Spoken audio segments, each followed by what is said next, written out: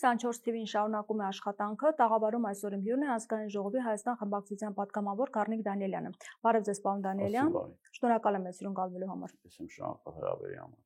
Խոսենք քաղաքացիական պայմանագիր խմբակցության պատգամավոր Մարիա Կարապետյանի հայտարարությունից, նա ձեզ եւ Արթուր Խաչատրյանին հանդարտության կոչ է անում, ասում է, որ այն ինչ դուք ներկայացնում եք, որ իբրև թե բանաձև է ընդունվել Եվրանես խորհրդանական վերաժողովի ժամանակ, որը կասկածի տակ է դնում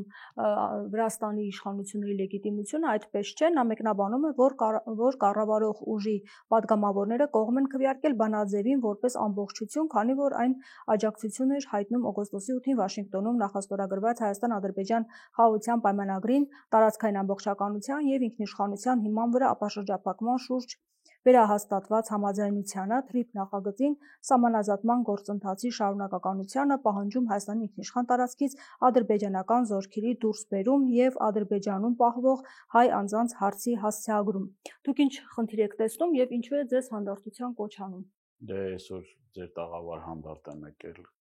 կոչը լսել եմ։ Բայց եթե ավելի լուրջ սրա հասցեատերը խորհրդարանական ընդդիմությունը չէ, սրա հասցեատերը եւ կոնկրետ իրենց մեղադրանքներ ներկայացնող վրացական կողմն է, հանձինս Վրաստանի փոխոսնակի, խորհրդարանի փոխոսնակի, որը Հայաստանի իշխանություններին փաստորեն մեղադրում է հակավրացական բանաձևի ընդունման հետ կապված։ Այսինքն Վրաստանն է խնդիր տեսնում։ Վրաստանն է խնդիր տեսնում, Վրաստանի իշխանություններն են այդ պրետենզիաները, որ կա, իրենք են ներկայացրել հայկական կողմին եւ դա իր հիմքում ունի բավականին լուրջ հիմքեր ունի պնդելու նման հայտարարություններ անելու։ Տեսեք, նույն Եվրանեստում որոշումները շատ ժամանակ ընդունվում են կոնսենսուսով։ Իրենք իմացել են, որ այդ հայտարարության բովանդակության մեջ կա նաև Վրաստանի ընտրված իշխանությունների դեմ նաև այդ ամծվել բանաձևի մեջ, որտեղ որ կասկածի տակ է դրվում Վրաստանի օրինական ընտրված իշխանության լեգիտիմությունը, կասկածի տակ է դրվում։ Եվ վրացական կողմը օբյեկտիվորեն այդ հարցապնդումները ուղղել է հայկական կողմին, ասում է դուք այցելում եք Վրաստան, գալիս եք տարբեր պաշտոնյաներ, ընդհուպ վարչապետ Նիկոլ Փաշինյանը վերջերս նաև այց է կատարել Վրաստան եւ նման պրետենզիաներ չի եղել։ Իսկ դրանից հետո ո՞նց է այդ հակավրացական բանաձևը ներառել ուրեմն դրա մեջ եւ փաստացի կրկնում եմ, սա լուրջ խնդիրներ է առաջացել հայ-վրացական հարաբերությունների մեջ։ Եվ ջայլամի քաղաքականություն վարել եւ ասել, որ գիտեք ինչ կա, սա դեմ Վրաստանի իշխանությունների դեմ չի, դե բանաձևը ընդունել ենք, կարային առնվազն ձեռնպահ քվեարկեին այդ բանաձևին եւ այդ խնդիրները կարծում եմ չէր առաջանա։ Եվ ընդդիմությանը հորդորելու տեղը իրենք թող հասկանան, որ այդ ընդունելով նման բանաձև բախվելու են բավական լուրջ խնդիրների, իրենք չեն բախվելու, պետությունն է մեր տնտեսությունն է բավական լուրջ խնդիրներ ունենալու։ Առանց այդ էլ բավականին լարված են հարաբերությունները եւ այսօր մեր բեռնափոխադրողները ամիսներով ուրեմն կանգնում են եւ վերին լարսի անցակետ հասնելու խնդիր են ունենում։ Եվ փոխանակ դրանով զբաղվեն, ընդդիմադիրներին հորդորում են, որ, չգիտեմ, հանդարտության կոչ են անում եւ այլ եւ այլ։ Բայց դրանից առաջ չեք մտածել, ինչ եք արել։ Բա հետևանքների մասին չեք մտածել, ասում եք փայլուն հարաբերություններ ունենք Վրաստանի հետ։ Գերազանց հարաբերություններ ունենք Վրաստանի հետ։ Էլեմենտար հարցերը չեք կարողանում լուծել քիչ չի, մի հատ այդ խնդիրներին ավելացնում եք նորանոր խնդիրներ։ Իդեպ նաեւ ուզում եմ նաեւ ձեզ տեղեկացնել, որ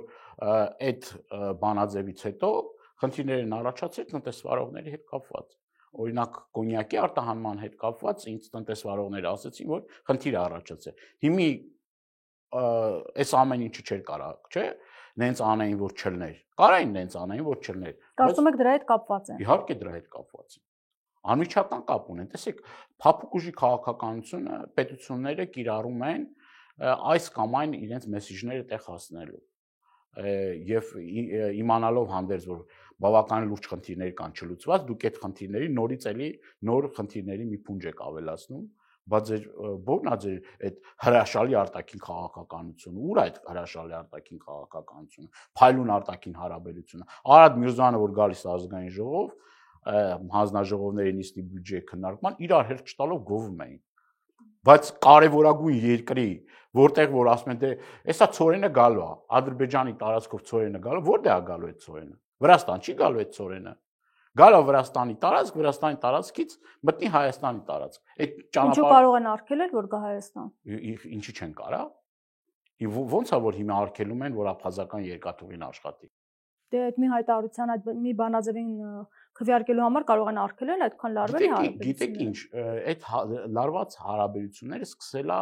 Վրաստանի ընտրություններից, դրանից առաջ էլ խնդիրներ են եղել, բայց այդ խնդիրները փոքր-շատ էլ լուծվել են, բայց լրջագույն խնդիրները առաջացել են այն դեպքում, երբ որ ընտրությունների ժամանակ Վրաստանի ընդդիմությանը աջակցություն է ցուցաբերել այստեղից տարբեր կազմակերպություններ, որոնք որ Հայաստանից նաև խոսում են նրա մասին, որ բավականին լուրջ ֆինանսավորում ա եղել տարբեր երկրներից Հայաստանի միջոցով Վրաստանի ընդդիմությանը։ Սա խնդիր չի առաջացնելու գործող իշխանությունների համար։ Ոնց կարա խնդիր չառաջացնի։ Մի հատ այդ, մի հատ սա, այդ գումարվում է իրար, դառնում է լուրջ խնդիր։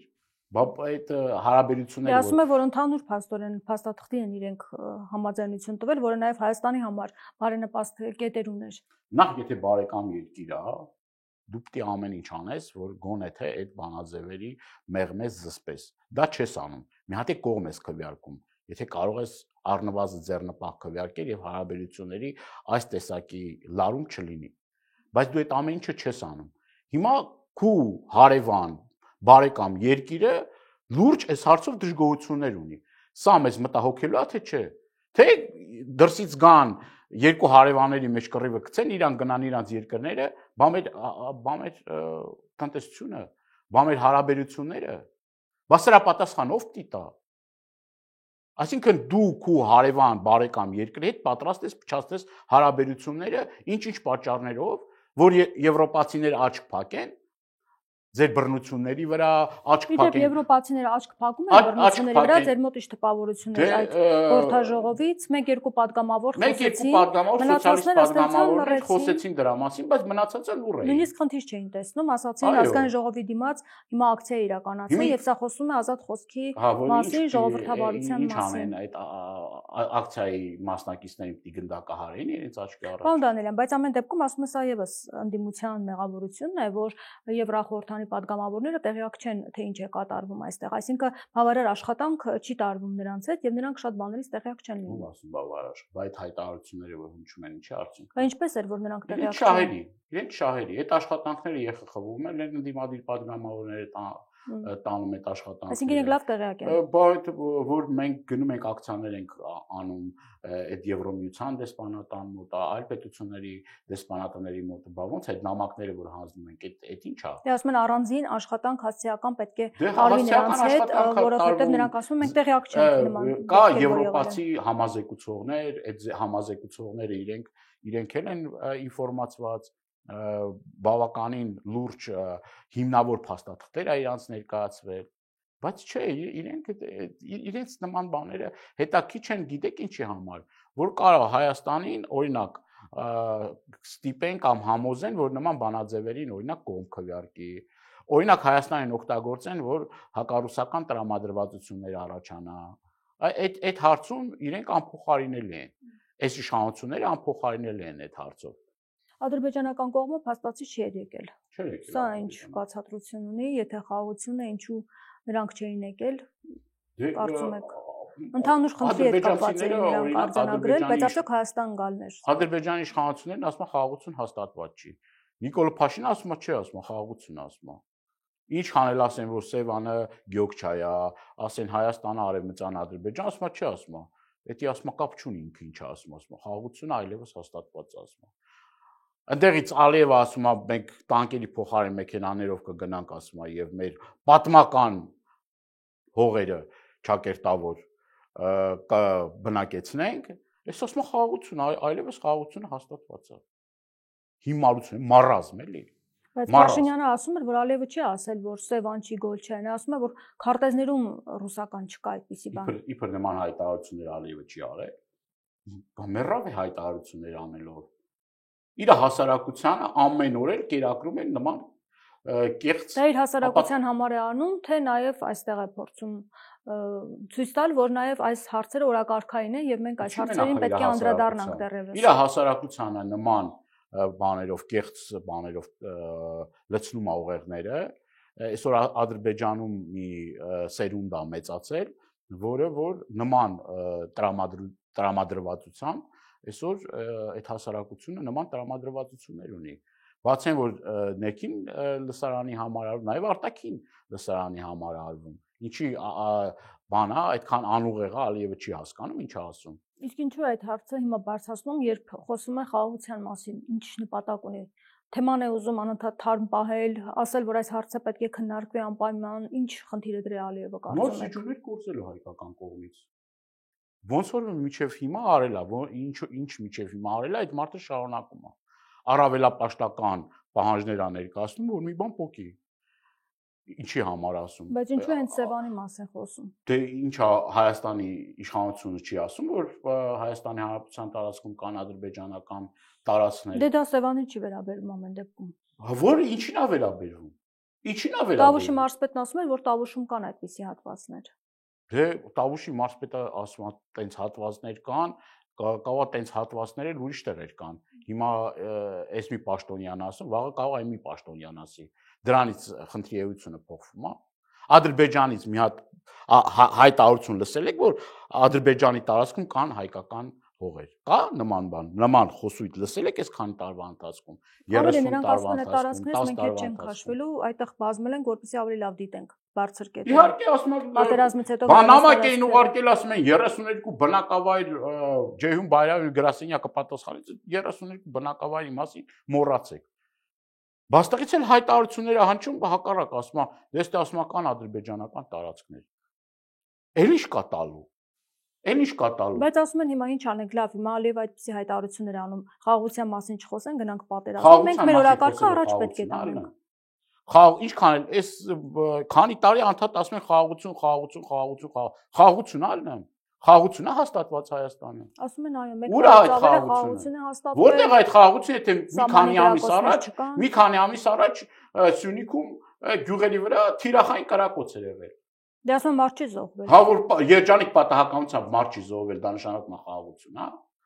Այդ որ Ադրբեջանը ասում է տարածքներ կան, ID քարտեր են բաժանում, ես չգիտեմ ինչեր են անում, ասում են այդ բան չի,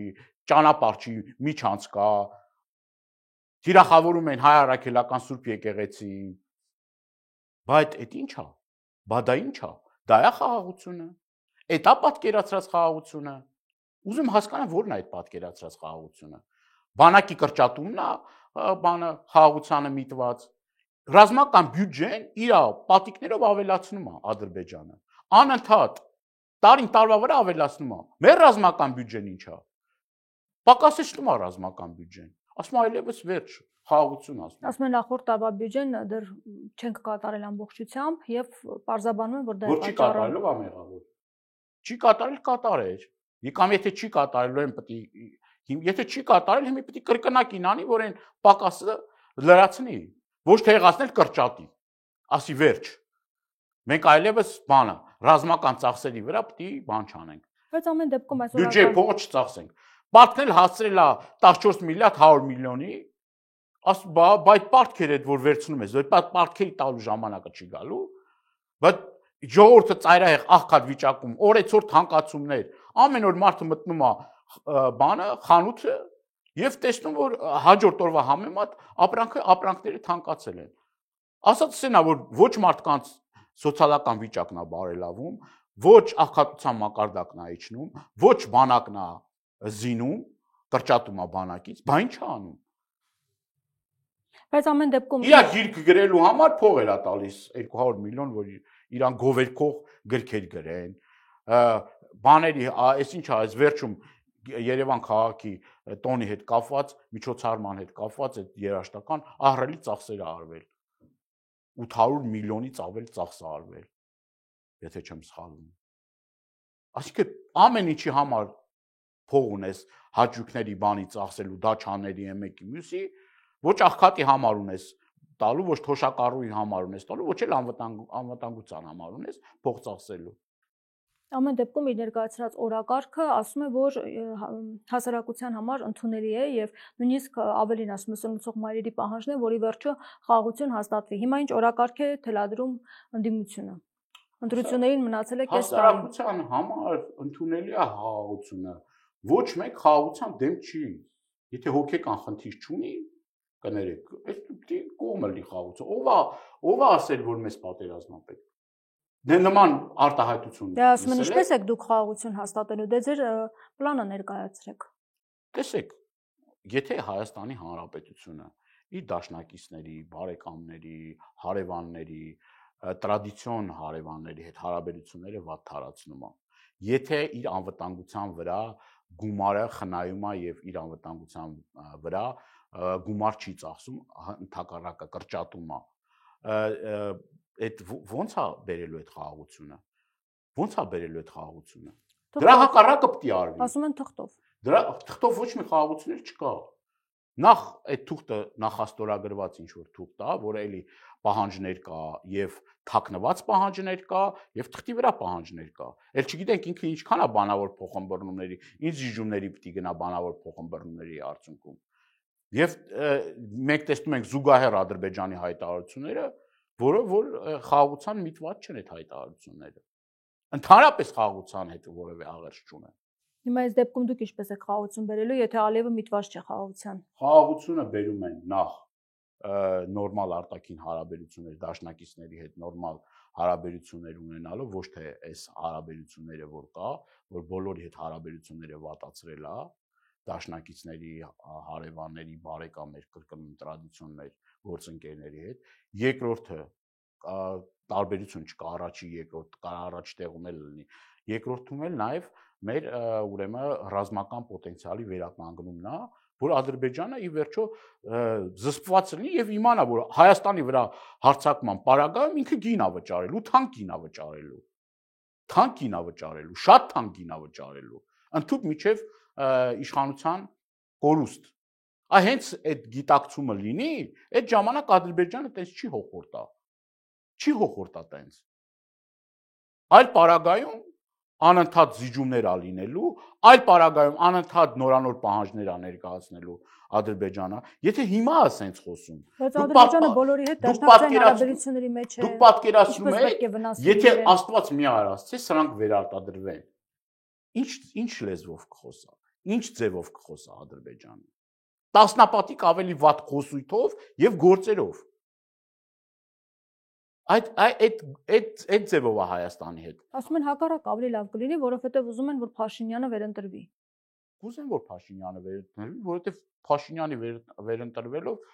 լրացուցիչ բաներ կարան կորզեն։ Իհարկե կուզեն, որ վերընտրվի, բայց իրենք ցույց են տալիս եւ ասում են, եւ ցավոք սրտի մինչեւ հիմա Ալիևի ասածներն ու պահանջները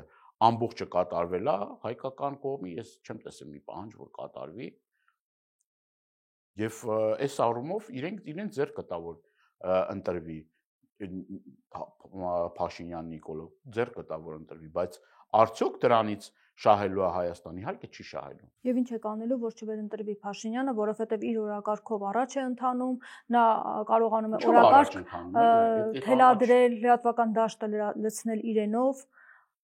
եւ ընդդիմությունը արձագանքողի դերում է դարձել։ Սիլո դնի, գլխարկ դնի, կեպկեն դնի, եսի ինչ անի, բանա սրտիկ վարդ դնի, բանա։ Դա այդպես է, այո, օրակարգ թելադրում։ Նորմալ է այս պայմաններում Հայաստանը, որ այս իրավիճակում է, տենց օրը մի գլխարկ դնի կամ մի հատ, չգիտեմ ինչ անի, կուկուրուզուտի կամ եսի ինչ անի։ Մարդկանց վրա ազդում է դա ասում են։ Հա։ Ասում են ժողովրդավար է, մեր ծոցից դուրս եկած է։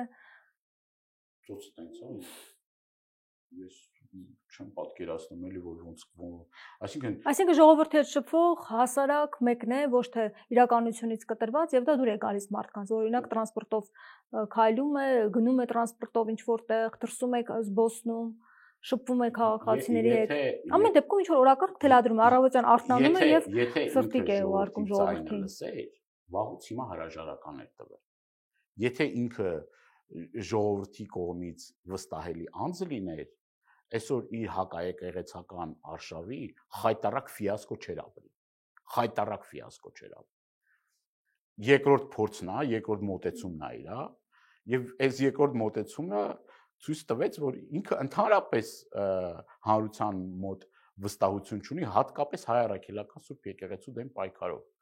Գնացել է մի տեղից, չգիտեմ, տարբեր տեղերից, տարբեր, չգիտեմ, կողմնորոշմամբ եւ աշխարհայացքով եւ չգիտեմ ինչով մարդիկ էր հավաքել տարբեր տեղերից, բերել էր, տեսանք էլի պատկերը ոնց է։ Տեսանք պատկերը ոնց է։ Խայտարակ ԿՊ պատգամավորների նախարարներ, ավականու դպիր չեն ճանում, կեղծ դպիր, կեղծ սարկավակ, չգիտեմ, fake քահանա, ստեյցնդից հավաքում են, մարդ չեն ճարում, որ բանանի, իրանք են բանա եկեղեցական զգեստ հագնում, ԿՊ-ականները եկեղեցական զգեստ են հագնում։ Դե իրենց երթևից մեկը չկար, բաներ, այդ դաջվածներով բանը որ կար, որ պարզվեց իրանց տենց բանից է, իրանց թիմից է։ Մարդ չեն ճարի, դրանց են բերել։ Ու անվտանգության աշխատողներ։ Իդեպ դպիրներից մեկը սեռական բնույթի հայհոյանքներ, վատ խոսքեր է գրում Facebook-յան իր հարթակում եւ դա տարածվել էր։ Վատ խոսքը ինչպես են նման մարդիկ բարձրանում խորան սեռական բնույթի հայհոյանքներ հնչեցնող Facebook-յան իր էջում գրող այդ մարդը եկեղեցի անգամ չպետք է մտնի։ Ինչ մնաց որ պատարակի մասնակից լինի կամ պատարակը վարողներից մեկը։ Բայց ամեն դեպքում Փաշինյանը չի հրաժարվում իր մտքից եւ ասում է, որ Թալին գնալուց հետո ապա գնալու է դեպի Մայրաթոր։ Այս քանի ամիս է որ ասում եմ գնում եմ Մայրաթոր։ Հա գնում եմ, էսա գնում եմ։ Այս ամիս գնալու եմ, չէ, այս ամիս չէ, մի ամիս եմ գնալու։ Նախապատրաստվում է։ Էսա նախապատրաստվել է։ Խայտարակ ֆիասկո ապրել։ Իսկ միգուցե Թալինում շատ մարդ հավաքվում։ Ինչ անի, կամ գնալու է, ինչ անի։ Գնալու է Մայրաթորը, ինչ անի։ Ուզում հասկանամ ինչ անելու։ Հորդորելու է, որպեսզի կաթողիկոսը հեռանա։ Դե հորդորում է, էլի։ Կաթողիկոսը իր տեղում է։ Մեծ թվով մարդկանցով գնալու է եւ ստիպելու է, որ նա հեռանա։ Ման անելու, ինչը մտնելու է, ինչ անի։ Միգուցե կալանավորեն նաեւ։ Այսինքն դուք ձեր հարցով ասում եք, որ Նիկոլ Փաշինյանը գնալու է ապօրինի քայլերի եւ այդ ապօրինի քայլերի հետևանքն ինչ ալնելու։ Շատ ավելի վատ ալնելու իր համար։ Ընտրված օցիալ կաթողիկոսա։ Բայց դուք կասկածի տակ եք դնում, որ եթե նա նպատակ դնի այդպեսին կկատարի։ Այդ լինելու է իր ուրեմն քաղաքական կենսագրության վերջին էջը։ Մեր ժողովուրդը ճնշող մեծամասնությունը հաս չի այն իրավիճակի եւ այն օրակարգի, որը հիմա ձևավորվում է Հայաստանի Հանրապետությունում հակաեկեղեցական արշավը ժողովրդի կողմից ընդունելի չի եւ վերջակետ ընդունելի չի ինքը ինչ կանի ունի հացը ունի ոստիկանություն ունի իդեպ նաեւ այդ համակարգերում լուրջ խնդիր կա ես տեսել եմ այդ մարդկանց դեմքերը որ էջմիածնում երբ որ Միքայել Սրբազանի հետևից եկել էին ոնց էին ամոթից գետինը մտնում եւ մոտենում էին ինձ այս խայտարակության մասին ասում են խայտարակությունա մենք էլ Իսկ ով է ստիպում իրենց որ իրենք շարունակեն իրենց ծառայությունը իրենց վերադաս ասում են քրեական գործեր կհարուցենք ասում են այս կանենք այն կանենք որ հրամանը չեք կատարում չեմ արդարացնում ոչ մեկին բայց ուզում եմ նաեւ հիշեցնել որ այդ մարդիկ էլ են հասկանում որ այս իշխանություններից հետո էլ կյանք կա եւ այն մարդիկ որոնք որ գնան այդ ապօրինի քայլերին, վաղը միսօր պատասխանատվության է ենթարկվում։ Ասում են իրավապահ համակարգը կենթարկվի Փաշինյանի բոլոր հրահանգներին այնքան ժամանակ, քանի դեռ չի տեսնում, որ իշխանապահության վտանգ կա։ Քանի դեռ ակցիաներ բողոքի չկա, լուր է, հանգիստ է ամեն ինչ։ Քանի դեպք կա եղել, փողոցը դատարկ է։ Որ օրինակ իրավապահ համակարգի Բարսաշճան պաշտոնյաների աշխատանքից ազատելը։ Վերջին դեպքը ինչ էր։ Դե համախմբված ուղղակի հրաժարվեցին հրաժարվեց հրաման կատարելու եւ այս մարդը գործից ազատեց ուզում ասեմ նենց հեշտ չէ էլի այսինքն բայց ամեն դեպքում նրանք չեն տեսնում իշխանապողության վտանգ մարդկանց ստիպում է մտնել մեղքի տակ որը որ խարանա լինում այդ մարդկանց ընտանիքների եւ այլ մեկ մյուսի հետ եւ վաղը միսօր այդ մարդիկ ցուցմունքներ են չէ տալու ոնց եղավ, որ տենց եղավ։ Ումից հայկել է հրահանգները, ոնց Եթե լինի իշխանապողություն։ Իհարկե լինելու է։ Ոչ մի իշխանություն հավերժ չի։ Նամանավանդ Նիկոլ Փաշինյանի իշխանությունը, որ այսքան արհավիրք կա բերել մեր ժողովրդին, եւ իսկ երբ կլինի այդ իշխանապողությունը 2026-ին թե հետո։ Ես այդ համոզմունքը ունեմ, որ իշխանապողություն կլինի 26-ի միգուցե ժամկետների առումով չգիտեմ, չեմ ուզում գուշակություններով զբաղվել, բայց նաև այս վերջին իր ձերբակալություններն է խոսում դրա մասին։ Ինքը գիտի, ինքը լավ տիրապետում է այդ սոցիոլոգիական հարցումներին, իր ասեղանի թղթեր են դնում, որով որ ասում են, որ քո վարկանիշ, ես չեմ ասում, թե իրեն ընտրողներ չկան, կան ընտրողներ, բայց իրենք փոքրամասնություն են, մեծամասնություն չեն։ Եվ կան իրեն աջակցողներ, իհարկե կան աջակցողներ, բայց իրենք փոքրամասնություն են, մեծամասնություն չեն։ Տեսեք, նկատենք, որ այդ աջակիցները, ովքեր որ ձայն են տալիս Փաշինյանը, մենք չենք տեսնում, որ գնում են եւ կանգնում են նրա կողքը եկեղեցու հետ կապված հարցերում։ Այսինքն նրանք այդ հարցում այլ կարծիք ունեն, ամեն դեպքում չեն կատարում։ Նաեւ ես մարդիկ գիտեմ, ճանաչում եմ նման մարդկանց, որ այս վերջի հակաեկեղեցական արշավից նաև ընդունելի չի իրենց համար եւ իրենք նաև այս իր քայլով են հիասթափվել նաև իր ընտրազանգվածի մի մաս կա նաև այս չի ընդունում եւ ի վերջո ոչ թե աջակցում այլ ընդհակառակը դեմ է սրան այսինքն մի հարցա որ ինչ որ առանձին ընդդիմադիր գործիչի են հետապնդում ինչ որ բան են բայց արդեն այն որ արդեն հասել է մեր սրբություններին արդեն շատ ու շատ մարդիկ ես ճանաչում եմ տենց մարդիկ, որոնք որ հիասթափված են այս ամեն ինչից եւ երբեք ու երբեք իր կողքը ոչ թե չեն կանգնելու, այլ իրեն չեն աջակցելու։ Ոչ քվեով են աջակցելու, ոչ իր կողքը կանգնելով են ախր այդ մարդկանց էլ որ բերում է այդ վարչական լծակներով, ռեսուրս, գիտենք է ոնց է բերում այդ մարդկանց։ Գիտենք ոնց է բերում այդ։ Ոնց է բերում։ Ոնց է բերում այդ բաներին, համայնքապետերին, բանին, ոնց են այնտեղ բանանում, ցուցակներ կազմում, ոնց են բերում, չգիտեք ոնց են բերում։ Հորդորում են։ Դա կոչվում է հորդոր։ Հորդորում ենք, որ բան անեք, գաք պատարակի։ Բայց չեք տեսել էլի այդ մարդիկ օրինակ այդ թիմերում, որ կան, ասենք իրանց տան դրան իրանց եկեղեցու մի հատ պատարակի մասնակցեն, մի հատ հաղորդություն ստանան, մի հատ պահ պահեն, այդ եկեղեցական այդ արարողություններին ներկա լինեն։ Չեք տեսել, չէ՞։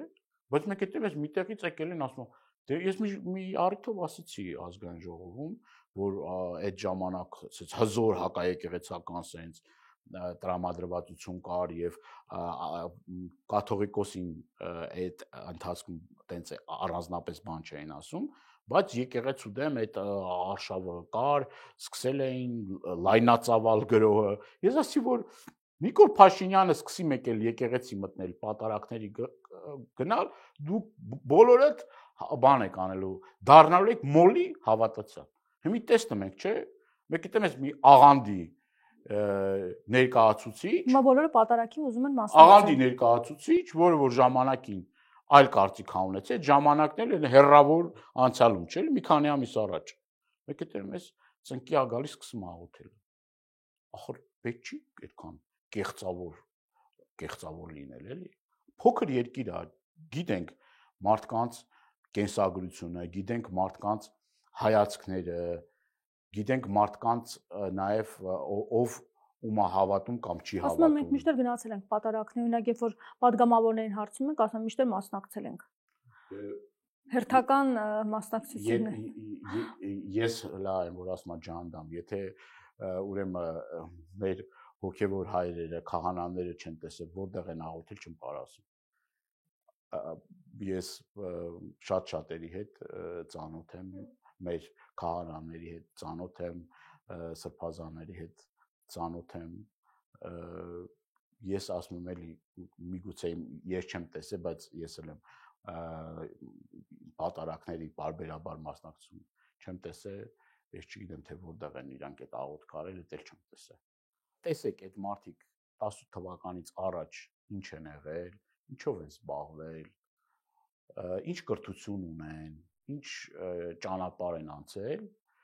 եւ նայեք իրենց գրառումները եւ ձեզ པարզ կլինի այդ մարդկանց ով լինելը։ Եկեղեցին մաքրում են այդ մարդկանցով։ Արցախյան հայտարարություններ անող, արցախցիների դեմ ամենակեղտոտ հայհոյանքները հնչեցնող, եկեղեցու դեմ միջև էս արշավը սկսելն էլ կաթողիկոսի սրբազանների, էլի նույն վարքագծով հանդես եկող մարդիկ, որոնք որ մարդիկ են, ես բոլորի մասին։ Դե Ստեփան Ասատրյանն էլ է պաստորեն Նիկոլ Փաշինյանի մասին հայտարարություններ արել, նրան ոչխար անվանել։ Այո, հիմա պաստորեն պաշտպանում Փաշինյանին։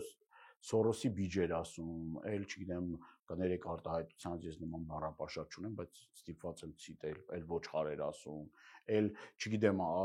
երազանքի իր ղեկավարը Կադիրովներ ասում էր, Կադիրովի նման սիրտս Կադիրով ա ուզում ասում էր, սիրտս Կադիրով ա ուզում։ Բայց ինչ է փոխվել կարծում եք։ Սիրտը Կադիրով էր ուզում, արդյունքում բան արավ, այդպես փոխվեց։ Ինչու փոխվեց։ Ու զգացմունքները մի սիրտը Նիկոլ Փաշինյան ա ուզում, Կադիրովից Նիկոլ Փաշինյան Միքայել է։ Բայց ամեն դեպքում ինչ փոխվեց, կարծում եք, որ այդ հոգևորականը հիմա հասկացա, որ պետք է Փաշինյանին աջակցի։ Ու դա։ Մի բառով։ Եթե տեսեք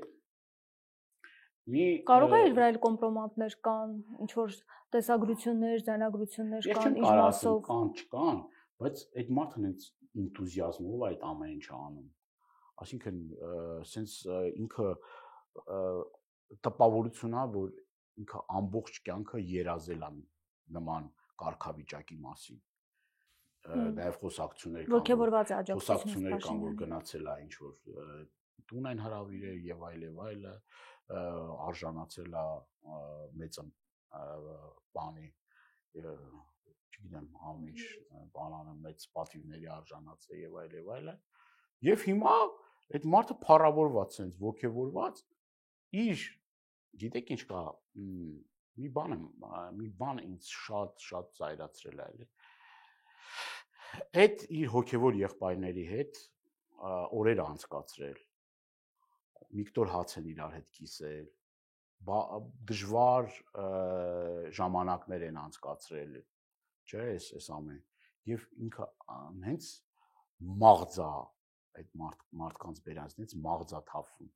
որ ասում ես լավ, այս մարդկանց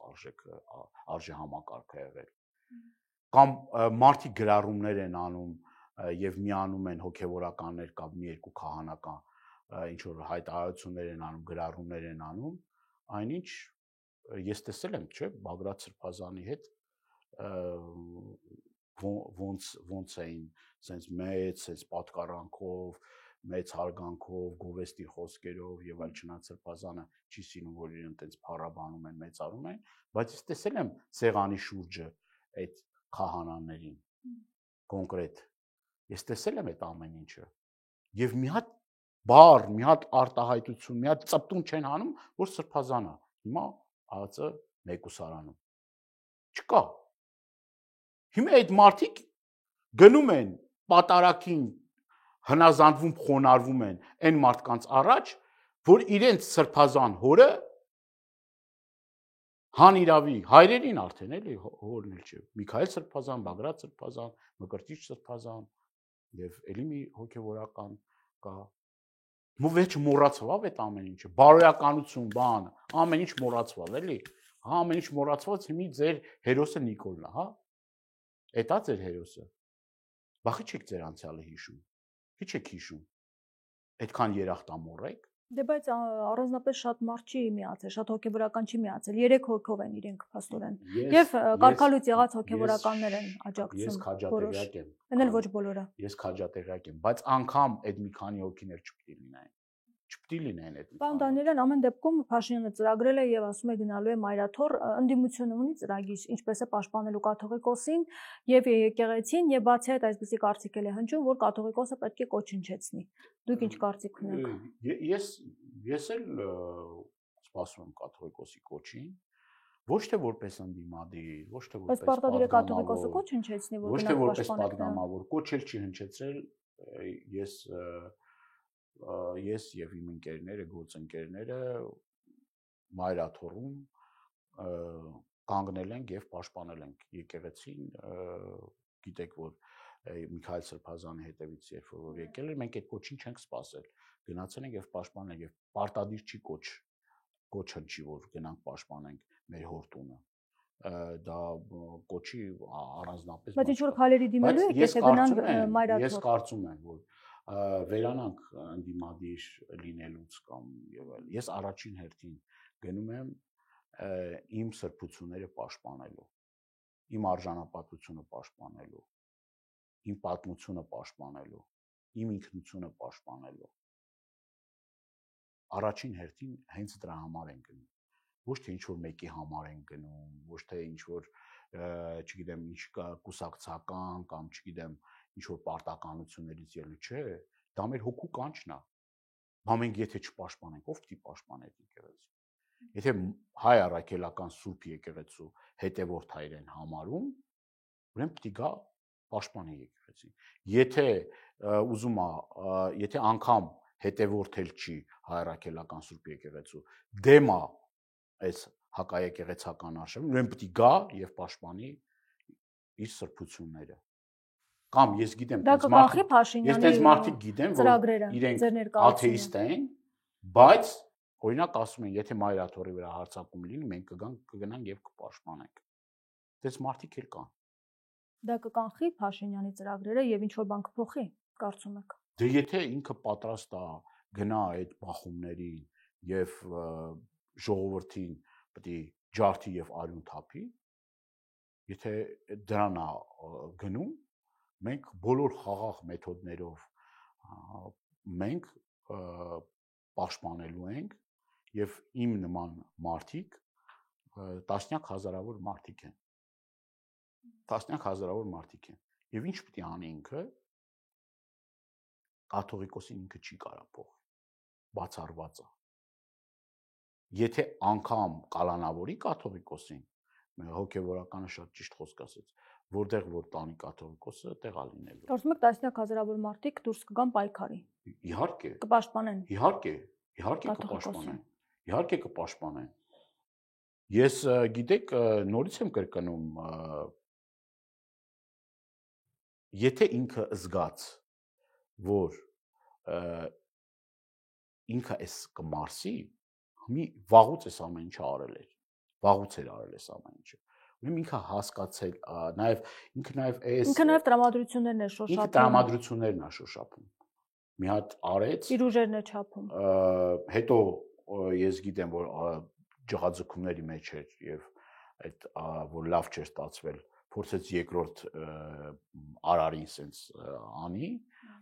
այս երկրորդն էլ ավելի խայտարակվեց ու ավելի տապալվեց, տեսանք ինչ կատարվեց այնտեղ։ Հիմա չգիտեմ, մնում է իրան գիտեք ինչ անի, սենց ցուցակով դնի, բոլորին աշխատանքից ազատի, բայց դա էլ չի փրկելու, Էլը հակառակելի էֆեկտն է տալու։ Ստիպողաբար, չգիտեմ, շանտաժով մարդկանց չի կարելի ուրացող դարձնել։ Դա Աստված դրա պատիժը հասցնելու է, չի կարելի նման բան անել։ Առանց այդ էլ բոլոր չափերն ու սահմանները անցել եք։ Առանց այդ էլ։ Եթե հիմա էլ տենց չի որ բանա, բայց համենայն դեպս գոնե թե այս պահին դի այդ հետքայլը անվի։ Ուզի հետքայլ պետք է արվի։ Ուզի։ Այլ տարբերակ ուղղակի ես չեմ տեսնում։ Շնորհակալ եմ զրույցի համար։ Զրուցում էի ազգային ժողովի Հայաստան խմբակցության պատգամավոր Գառնիկ Դանիելյանի հետ։ Շարունակեք մեզ հետևել, կհանդիպենք։